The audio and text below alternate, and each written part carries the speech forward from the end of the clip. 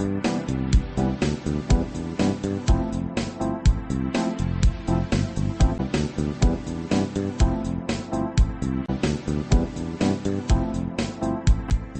यज्ञ की इस अनोखी कक्षा में आपका स्वागत है।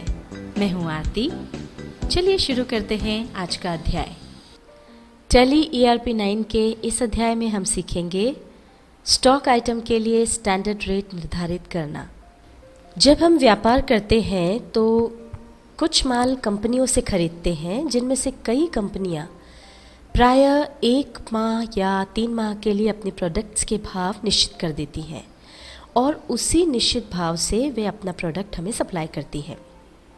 यानी किसी निश्चित अवधि के लिए वस्तुओं के भाव भी निश्चित रहते हैं और हम भी अपने एक्सपेंसेस और प्रॉफिट जोड़कर उस अवधि के लिए कोई सेल प्राइस निश्चित कर लेते हैं। आइए अब हम देखते हैं इस तरह के परचेस और सेल के स्टैंडर्ड रेट का उपयोग टैली में कैसे करेंगे। यहाँ हम किसी कंपनी के प्रोडक्ट को न लेते हुए उदाहरण के लिए राइस ले रहे हैं। तो सबसे पहले तो हम राइस का स्टॉक क्रिएट कर लेंगे। इसके लिए हम इन्वेंट्री इन्फो पर जाएंगे और यहाँ से अब हम जाएंगे स्टॉक आइटम्स पर। अब क्रिएट पर जाएंगे। अब यहाँ हमको राइस का स्टॉक आइटम जो है वो क्रिएट करना है, पर यहाँ पर हमको एक स्पेशल फीचर ऑन करना होगा। उस फीचर को ऑन करने के लिए हम जाएंगे कॉन्फ़िगरेशन में। उसके लिए प्रेस करेंगे F12 की। ये स्टॉक आइटम कॉन्फ़िगरेशन आ गया। यहाँ पर नीचे से ऊपर की ओर दूसरे नंबर पे हमको ऑप्शन मिलता है allow standard rates for stock items. इसको हम कर देंगे यस। एंटर प्रेस करेंगे, फिर एंटर प्रेस कर देंगे।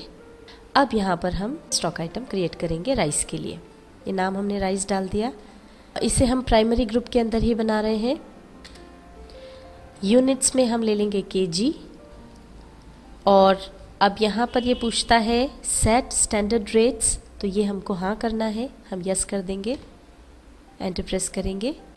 तो अब यहाँ पर हम मान लीजिए अक्टूबर और नवंबर महीने के लिए जो स्टैंडर्ड रेट्स ले रहे हैं, तो पहले तो यहाँ पर अक्टूबर महीना डाल देंगे। ये हमने डाल दी। और यहाँ पर अब हमको स्टैंडर्ड कॉस्ट डालनी है, यानी जिस स्टैंडर्ड रेट पर कंपनी हमें माल सप्लाई कर रही है, कंपनी से जो हम माल परचेस कर रहे हैं, वो हम यहाँ डाल देंगे। मान लीजिए अक्टूबर के लिए 51 रुपये प्रति केजी ये रेट है। एंटर प्रेस करके आगे आएंगे। अब नवंबर महीने के लिए इसी तरह से हम डाल देंगे। मान लीजिए नवंबर महीने के लिए रेट है 52 रुपये प्रति केजी। इसी तरह से आगे के मंथ्स के लिए भी आप डाल सकते हैं। अभी हम एंटर प्रेस करते हुए आगे आ जाएं। अब यहाँ पर हमको स्टैंडर्ड सेलिंग प्राइस डालना है, यानी जिस स्टैंडर्ड रेट पर हम ये माल बेचेंगे। तो अक्टूबर में ये हम बेच रहे हैं 53 रुपये प्रति केजी के हिसाब से। एंटर प्रेस करके आगे आएंगे। अब नवंबर के लिए हम ले लेंगे, ये हमने रेट लिया 54 रुपये प्रति केजी। अब यहाँ पर ध्यान दें कि हमने स्टैंडर्ड कॉस्ट में परचेस रेट्स और स्टैंडर्ड सेलिंग प्राइस में सेल्स रेट डाले हैं, किंतु यहाँ यह ज़रूरी नहीं है कि आप दोनों डालें। इसमें से जो भी परचेज या सेल्स का स्टैंडर्ड प्राइस आप चाहते हैं वो आप यहाँ पर डाल सकते हैं। एंटर प्रेस करते हुए यहाँ से बाहर आ जाएंगे और अब इसको एक्सेप्ट करने के लिए कंट्रोल A प्रेस करेंगे। इस तरह से राइस के लिए स्टॉक आइटम हमारा क्रिएट हो गया है। अब यहाँ से बाहर आ जाएंगे स्केप की दबाते हुए। ये हम आ गए गेटवे ऑफ टैली पर। अब ये स्टैंडर्ड रेट्स किस तरह से काम करेंगे या किस तरह से वाउचर में दिखेंगे, इसको समझने के लिए आइए अब हम देखते हैं ट्रांजैक्शन। इसके लिए अब हम जाएंगे अकाउंटिंग वाउचर्स पर। अब यहाँ पर पहले हम परचेस की एक एंट्री देखते हैं। परचेस वाउचर के लिए F9 की प्रेस करेंगे। अब यहाँ पर सबसे पहले तो हम डेट चेंज करेंगे। ये सितंबर है, जबकि हमने जो रेट्स तय किए हैं वो अक्टूबर नवंबर के लिए। F2 की प्रेस करेंगे। ये हमने तारीख 3 अक्टूबर यहाँ पर कर दी। अब यहाँ पर हम एंट्री सारी करते जाएंगे। सप्लायर इनवॉइस नंबर हमने डाल दिया। आगे बढ़ेंगे। पार्टीज अकाउंट नेम हमको लेना है। मान लीजिए हमारी पार्टी है सप्लायर A, ये हमने चुन ली। अब यहाँ पर नेम ऑफ आइटम हम डाल देंगे राइस। क्वांटिटी हम जो ख़रीद रहे हैं वो मान लीजिए 100 kg। अब जैसे ही हम एंटर प्रेस करेंगे तो ये देखिए अक्टूबर महीने के लिए जो स्टैंडर्ड कॉस्ट है वो 51 रुपीज़ है, तो अपने आप ही यहाँ पर आ गई, ये हमको मैन्युअली डालनी नहीं पड़ेगी। अब हम इस एंट्री को एक्सेप्ट कर लेते हैं। उसके लिए आप नरेशन वगैरह देके एंटर प्रेस करते हुए एक्सेप्ट कर लें या फिर कंट्रोल ऐसे एक्सेप्ट कर लें।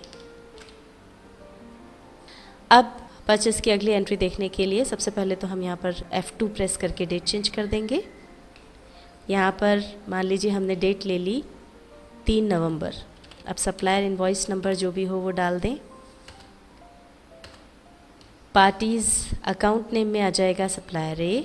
अब यहाँ पर नेम ऑफ आइटम आ जाएगा राइस, क्वांटिटी 100 kg। अब ये देखिए जैसे एंटर प्रेस किया हमने तो नवंबर के लिए स्टैंडर्ड कॉस्ट हमने जो फिक्स की थी वो यहाँ पर आ गई है। अक्टूबर के लिए 51 रुपीज़ थी और नवंबर के लिए ये 52 रुपीज़ थी, तो वो अपने आप यहाँ पर आ गई।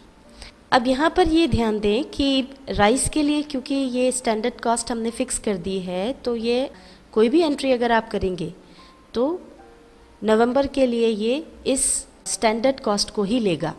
पर मान लीजिए कि ये स्टैंडर्ड कॉस्ट पर हमको माल जो है वो सप्लायर ए दे रहा है, सप्लायर बी नहीं दे रहा है। सप्लायर बी के लिए जब हम एंट्री करेंगे तो यहाँ पर फिर हमको मैन्युअली इस कॉस्ट को चेंज करना पड़ेगा, क्योंकि एंट्री करते समय नवंबर में अपने आप ये वाला रेट यहाँ पर आ जाएगा, तो हम मैन्युअली इसको चेंज कर सकते हैं। अब इसमें भी नरेशन दे करके इस एंट्री को भी एक्सेप्ट कर लें। हम इसे कंट्रोल ए प्रेस करके एक्सेप्ट कर रहे हैं। अब हम देखते हैं जिस तरह से हमने परचेस की एंट्रीज़ देखी, अब हम देखते हैं सेल्स की एंट्रीज़। उसके लिए हमको यहाँ पर सेल्स वाउचर चाहिए, इसके लिए हम F8 की प्रेस करेंगे। अब यहाँ पर अक्टूबर की एंट्री हम पहले लेते हैं, डेट हम चेंज कर देंगे। यहाँ पर 4 अक्टूबर हम ले लेंगे। रेफरेंस नंबर हम डाल देंगे जो भी होगा। एंटर प्रेस करके आगे आए। पार्टीज़ अकाउंट नेम है कस्टमर बी। अब यहाँ पर हम डालेंगे राइस, एंटर प्रेस करेंगे। अब यहाँ पर 100 kg मान लीजिए हमने बेचा है, क्वांटिटी डाली। अब जैसे ही एंटर प्रेस करेंगे तो देखिए जो हमने अक्टूबर के लिए सेट किया था स्टैंडर्ड सेलिंग प्राइस वो यहाँ पर आ गया है। इसी तरह से नवंबर की एंट्री अगर हम करेंगे तो वहाँ पर भी स्टैंडर्ड रेट इस तरह से आ जाता है। जिस तरह से परचेस की एंट्री के समय हमने देखा था कि ये जो रेट है ये चेंज किया जा सकता है मैन्युअली, उसी तरह से यहाँ पर भी ये जो स्टैंडर्ड सेलिंग प्राइस हमने यहाँ पर जो अपने आप आ रहा है, इसको अगर हमको कभी चेंज करना हो तो हम मैन्युअली इसे चेंज कर सकते हैं।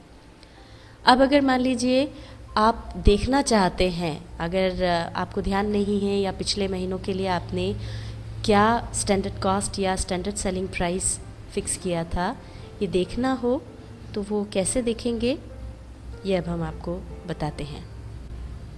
स्केप की दबाते हुए यहाँ से बाहर आ जाएं। अब हम जाएंगे इन्वेंट्री इन्फो पर। अब इन्वेंट्री इन्फो में हमको जाना होगा स्टॉक आइटम्स पर, और यहाँ अब हम जाएंगे ऑल्टर पर। इसमें चूँकि हमको राइस के स्टैंडर्ड रेट्स देखना है तो राइस पर जाएंगे। अब यहाँ पर हम एंटर प्रेस करते हुए नीचे आएंगे। अब यहाँ पर ऑल्टर स्टैंडर्ड रेट्स ये नो है, इसको हम कर देंगे यस। तो ये देखिए यहाँ पर हमको स्टैंडर्ड कॉस्ट और स्टैंडर्ड सेलिंग प्राइस दोनों नज़र आ रहे हैं। अब अगर यहाँ पर आप कोई चेंज करना चाहते हैं तो वो आप चेंज भी कर सकते हैं। जैसे ये अक्टूबर मंथ के लिए इसको, अगर आपको अक्टूबर नवंबर है, अगर आप इसको दिसंबर जनवरी करना चाहते हैं तो वो भी कर सकते हैं। उसके बाद आपको रेट्स चेंज करना हो तो वो भी आप चेंज कर सकते हैं, और अगर कोई डिलीट करना हो तो आप उसे डिलीट भी कर सकते हैं। जिस तरह से अभी हमने ये एग्जाम्पल देखा है राइस का, उसी तरह से अगर हमारे पास और कुछ स्टॉक आइटम्स बने हुए हों और उनमें अगर हमको स्टैंडर्ड रेट्स देना हो तो हम वो भी कर सकते हैं। उसके लिए सबसे पहले हम यहाँ से बाहर निकलेंगे स्केप की दबाते हुए। अब यहाँ देखिए हम लिस्ट ऑफ स्टॉक आइटम्स वाली स्क्रीन पर आ गए हैं। अब ये जो स्टॉक आइटम्स हैं इसमें से जिसमें भी हमको अल्ट्रेशन करना है उसमें हम कर सकते हैं और स्टैंडर्ड रेट्स दे सकते हैं। तो उदाहरण के लिए हमने शुगर लिया, एंटर प्रेस करेंगे। ये देखिए नाम यहाँ पर शुगर आ गया, एंटर प्रेस करके आगे आएंगे। अब यहाँ पर ऑप्शन है ऑल्टर स्टैंडर्ड रेट्स, इसको हम कर देंगे यस।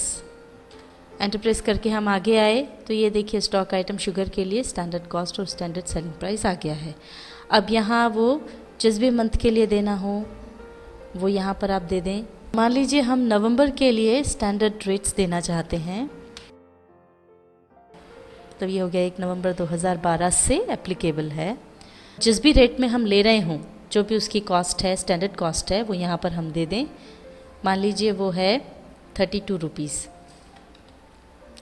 32 रुपीज़ पर केजी हमने यहाँ डाल दिया। अब इसी तरह से हमको अगर स्टैंडर्ड सेलिंग प्राइस देना है तो ये एंटर प्रेस करके हम आगे आएंगे। ये भी हमने 1 नवंबर यहाँ पर डाल दिया और मान लीजिए हम 35 रुपये प्रति किलो के हिसाब से बेच रहे हैं, तो ये स्टैंडर्ड सेलिंग प्राइस हमने डाल दिया 35 रुपीज़ पर केजी। बस इसी तरह से किसी भी स्टॉक आइटम के लिए आप स्टैंडर्ड रेट्स फिक्स कर सकते हैं। टैली ERP 9 के इस अध्याय में हमने सीखा स्टॉक आइटम के लिए स्टैंडर्ड रेट निर्धारित करना।